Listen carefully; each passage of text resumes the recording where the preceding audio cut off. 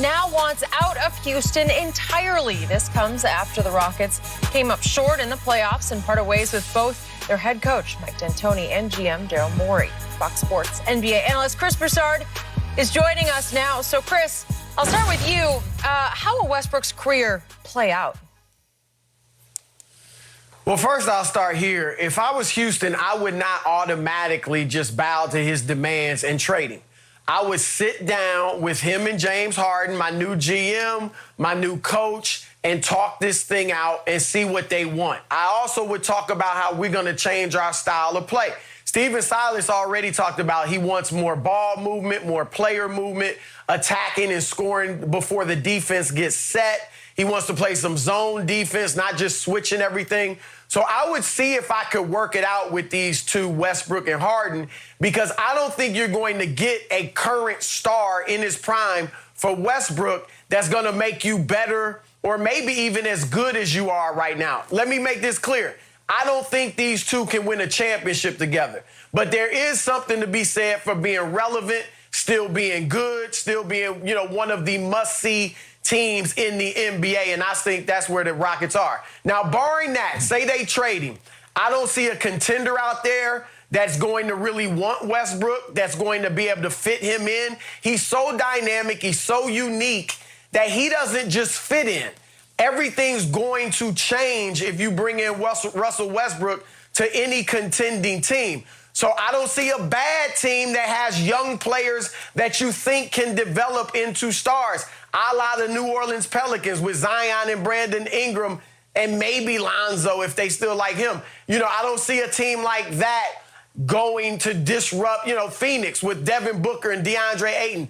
You bring in Westbrook there, now everything changes and Booker can't be himself. So I don't see a team like that doing it. I see a bad team that needs to become relevant wanting Westbrook, and that's where I think the New York Knicks are the perfect team. He's not going to lead them to a championship.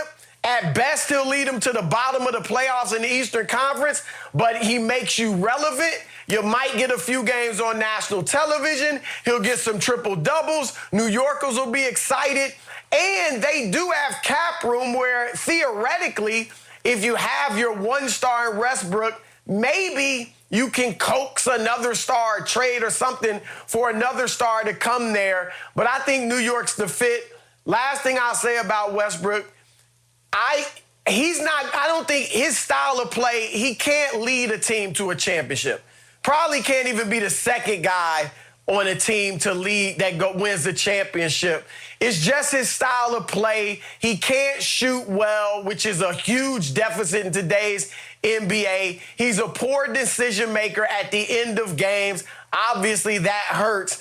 I think his legacy is going to be the triple-doubles. He's going to be iconic. We know he's a first ballot Hall of Famer. He'll be iconic because of the triple-doubles. Oscar Robertson, whenever we hear his name, we don't think of the championship he won with Kareem Abdul-Jabbar, then Lou Alcindor, in Milwaukee in 1971. Even though Oscar was great in the finals in that season, we think he averaged a triple-double for a season. Wow.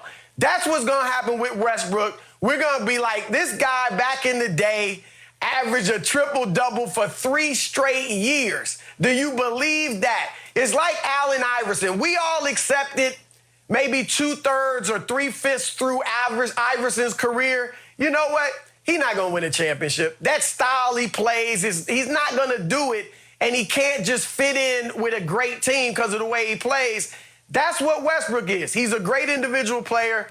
He's not going to lead a team to a championship. Go ahead, Skip. No, you can go. No, you go ahead.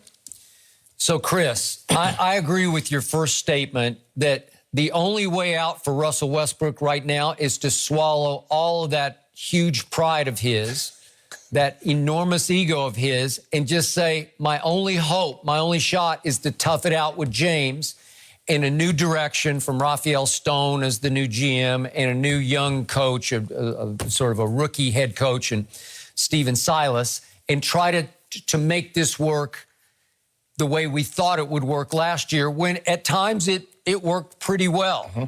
But, Right. Chris, as much as I enjoyed Russ triple-doubling for 3 straight years, he has revealed himself to be nothing more than a solo act, a sideshow, and the only team I could see even remotely wanting him to be a sideshow to distract its fans would be the Knicks. Mm-hmm.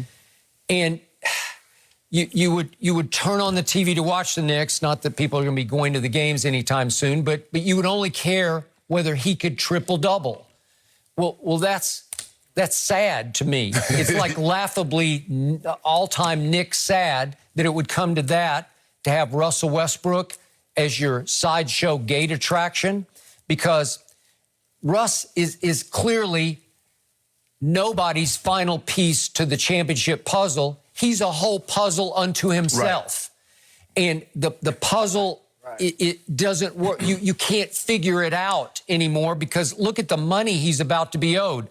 It's 42 this year, 44 the next year, and then he's got an option where he can choose to make 47 3 years from now. Oh, you might go. He picking that option up. Come on. Yeah, I mean, what are you going to do? Unless you'd say, Russ, we can't give you away. We got to figure out a buyout here, you know, and he's not going to do that. But that's the only way you could get out from under him, is if he would agree to let you buy him out and then somebody else to give him next to nothing. Right. That's the only way I see him landing anywhere that would be decent.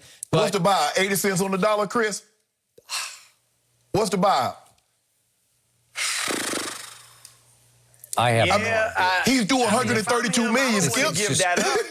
It's just too much money. Yeah. So in the end, and even if he gets the buyout, to Skip's point, what contender's still taking him? Right.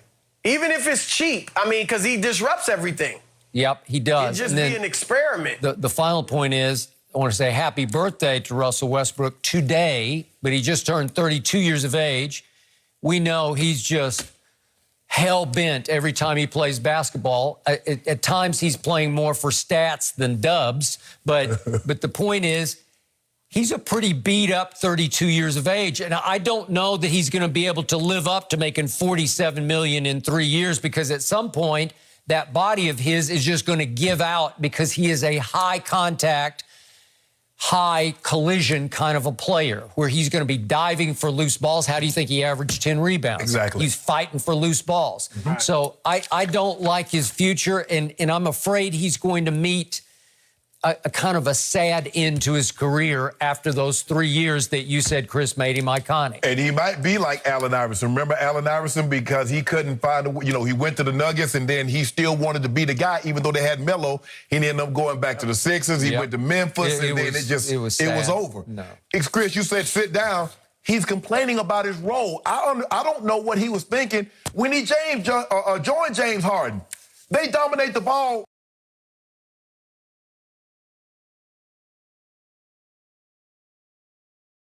More than any two players ever have in the NBA.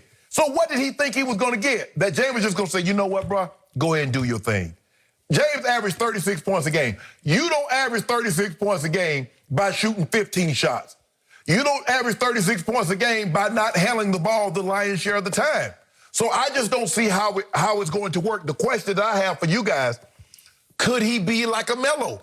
Melo has accepted that I'm the third best player. I'm going to have to be the third best player on a team. Could he do that? Okay, but he can't be a spot-up three-point shooter. He's a terrible shooter, and he's a free-throw liability. Well, Skip, why did Daryl is reported that Daryl Morey didn't really want him, because Daryl Morey wants to shoot the three, but Tillman Fertitta, wanted him. So I mean, if Chris, you say he needs to be the third option, where? Well, like I said, look, I just don't think, and I think we came to this conclusion with Iverson. He's a great individual player, Hall of Famer, but he's not going to win a championship. Maybe later, like when he was 37, past this contract, 36, and he's still playing in the league, if he could accept, I'll come off the bench, and those minutes when I'm with the second unit will be my minutes. And maybe I average 14, 15 points and some assists. But I don't even think you could start Russ as a role player, because as Skip said, you're going to want a guy that can shoot. And so I think Skip's right that somebody close to Russ his advisors need to sit him down and say, look, this is the situation. If you leave Houston, you're probably going to a horrible team. Mm-hmm. And you may not make the playoffs anymore. You certainly won't contend for a championship. If you don't want that, then the best thing to do is stay here. And look, when you sit down with the Rockets, Shannon, Stephen Silas also needs to say, look, James, we've tried it this way. Right. It's not working with you just over dribbling and shooting 13 threes a game and everybody playing off you. They need to find a way to maximize both of those guys together. Again, I don't think it would get you a championship, but it at least would keep you among the elite teams in the Western Conference. So you said they need to sit down and have Russ, and Russ says, Russ, if it doesn't work here, you're probably going to go to a bad team. And Russ is going to say, hold on, I go to a bad team, I'm going to get control of the ball, I can average a triple-double, sign me up. I agree, though, Chris. You got to sit down with him, see where his head's at. We're going to see how this situation plays out with Russ. But, Chris, do stick around, and please help us settle the LeBron versus KD debate. It's never ending around here. Next.